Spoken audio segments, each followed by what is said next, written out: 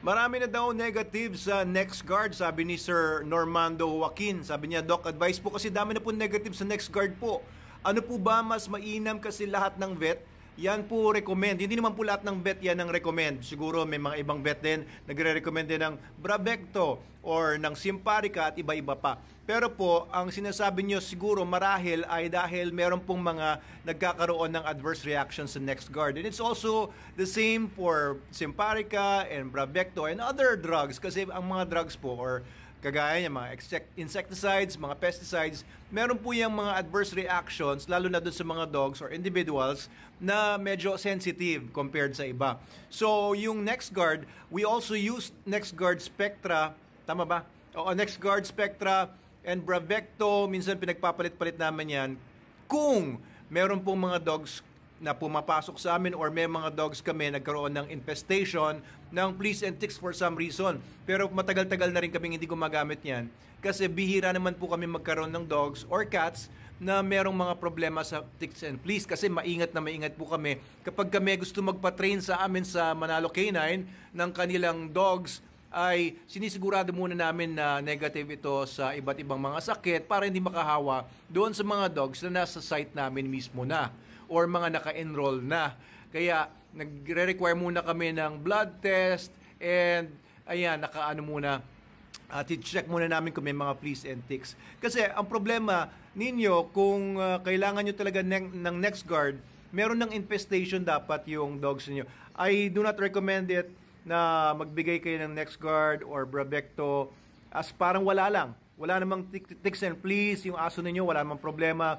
Pero bigay lang kayo ng NexGard or Bravecto. Personally, no, I do not recommend it and I do not do it to our dogs. Currently, we have about 100 dogs. No, at one time, we had 400 dogs. Gumagamit lang po kami ng mga products na yan kapag heavily infested na po, kapag kami dumating na biglang meron palang garapata, kumalat. At one time, no, maybe several years ago, ay merong pumasok na aso sa amin tapos dumami yung mga ticks doon sa mga dogs namin. And a few years ago din, dito rin, kasi may mga askal sa paligid namin, dito sa Angono, hindi nila inuhuli yung mga askal or nanguhuli man sila, very ineffective naman ang ginagawa nila. Ang daming askal dito na may mga garapata at iba pang mga parasites. Kaya, nandyan lang sila sa labas ng gate namin, nakakapasok po yan. Kaya at one time, nagkaroon ng infestation yung mga dogs ko dito, I had to use NexGard Spectra. And wala namang masamang nangyari sa mga dogs ko.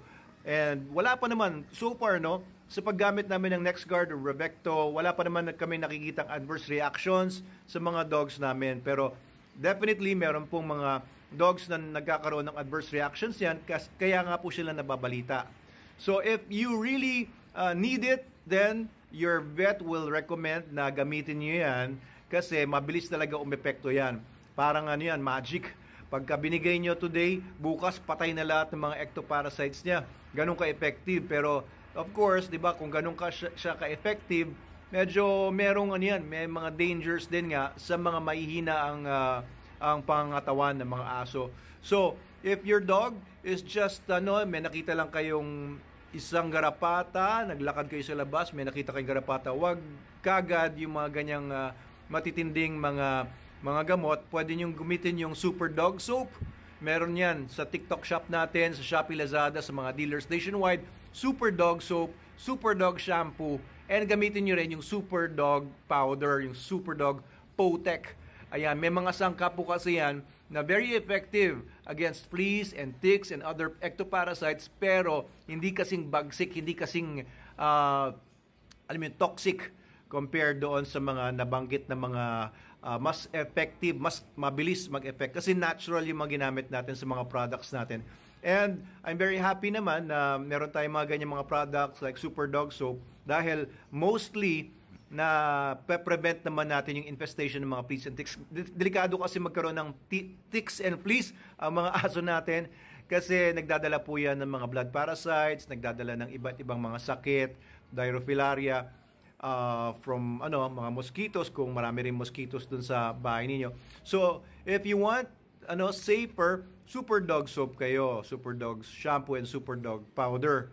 Okay? And yung paligid ninyo, i-treat niyo yung mga walls, i-treat niyo yan with 7 kung may mga nakita kayong garapata nakakabit, tapos nangingitlog sila sa mga cracks sa walls. And also, keep your dogs away from ascals, yung mga dogs na maaaring may mga parasites. Ilayo niyo po sila dyan. And kung may mga areas na naglalagay yung mga ascals sa paligid nyo, huwag nyo pong paglagiin doon yung mga aso ninyo para hindi makakabit sa kanila yung mga ectoparasites na yan.